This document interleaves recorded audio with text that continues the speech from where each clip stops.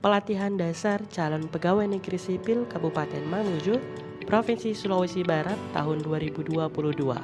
Cara kerja PNS Pemda di era new normal. Kami dari kelompok 1 beranggotakan Muhammad Khairul Umam SPI, Dr. Tirza Justina Limbo SKEP, Apoteker Julianri S. Palm, Nur Fahmi SKEP NS, Ma'ratu Sadika SKM. Mungkin sebagian dari kita belum mengetahui apa yang dimaksud dengan PNS.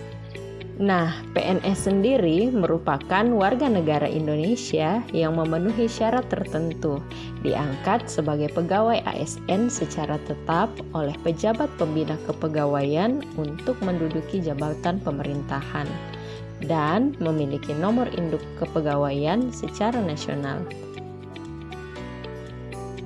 Dalam Undang-Undang Nomor 5 Tahun 2014, fungsi ASN adalah sebagai pelaksana kebijakan publik, pelayan publik, perekat, dan pemersatu bangsa.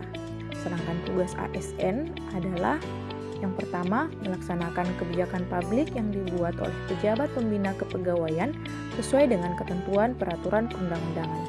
Yang kedua, memberikan pelayanan publik yang profesional dan berkualitas. Dan yang ketiga, mempererat persatuan dan kesatuan Negara Kesatuan Republik Indonesia. Distraksi di masa pandemi COVID, di mana kita dituntut bekerja dari rumah atau work from home, dan ini menjadi hal yang lumrah dilakukan sejak pandemi COVID-19 melanda dunia global, termasuk juga di Indonesia. Dampak dari virus ini juga terasa di berbagai sektor dan juga bagi seluruh lapisan manusia. Untuk menekan penyebaran virus lebih besar dan cepat, pemerintah di banyak negara memberlakukan lockdown atau social distance. Hal ini dilakukan untuk menghindarkan kontak langsung antar manusia, di mana tidak dapat berinteraksi secara langsung dengan manusia, serta komunikasi dan tatap muka langsung dibatasi. Oleh karena itu, pemerintah memberlakukan sistem bekerja dari rumah atau work from home. Kemudian, distraksi digitalisasi masa pandemi. Digitalisasi menjadi solusi paling vital dari penanggulangan pandemi COVID saat ini. Pandemi COVID telah mempercepat tren digitalisasi di berbagai negara. Teknologi digital bantu tekan penularan virus sambil tetap bantu aktivitas tetap berjalan saat normal baru dimulai. Aktivitas perlu berjalan dengan tetap menjaga jarak fisik antar sesama.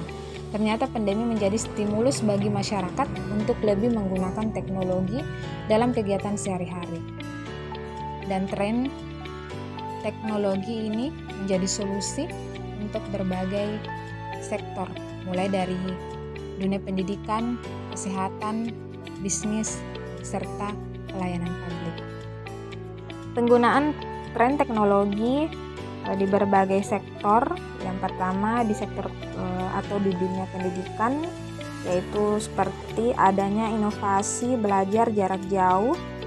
Pada pertengahan April, 191 negara mengumumkan penutupan sekolah dan universitas yang berdampak pada 1,57 miliar pelajar. Guru dan siswa dituntut menggunakan teknologi digital untuk melaksanakan pembelajaran jarak jauh atau daring seperti telekonferensi untuk saling berinteraktif.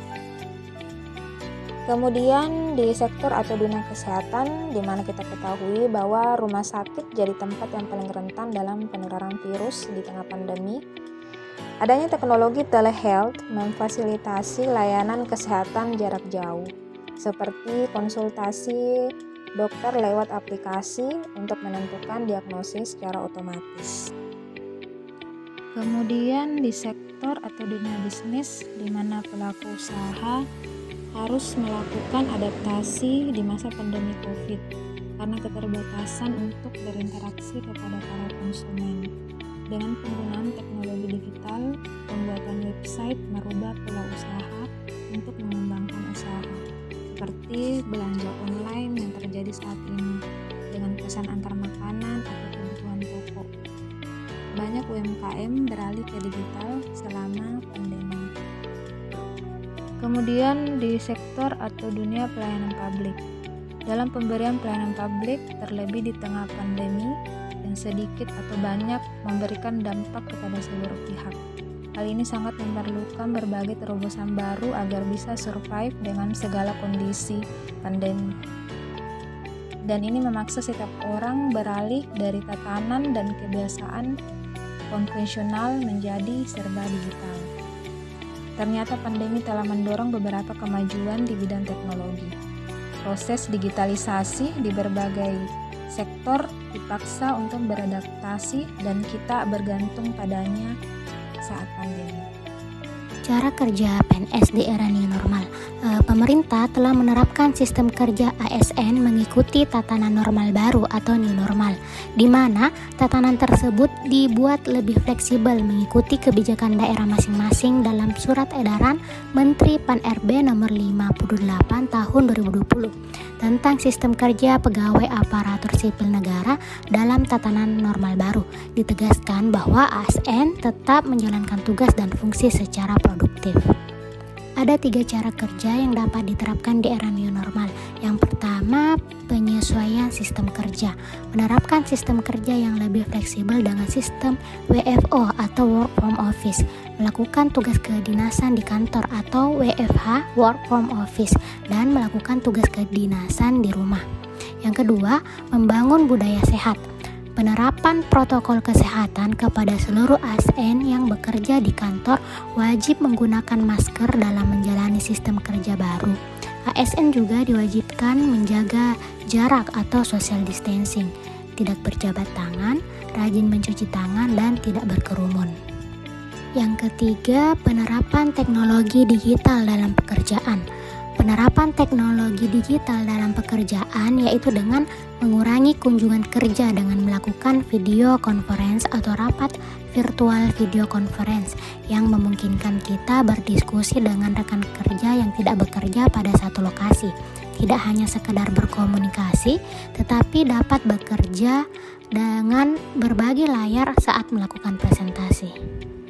Sebagai kesimpulan, distraksi atau perubahan merupakan suatu hal yang pasti terjadi dan tidak dapat dihindari. ASN diharap dapat melakukan adaptasi terhadap perubahan-perubahan yang terjadi agar dapat memberikan pelayanan prima bagi masyarakat.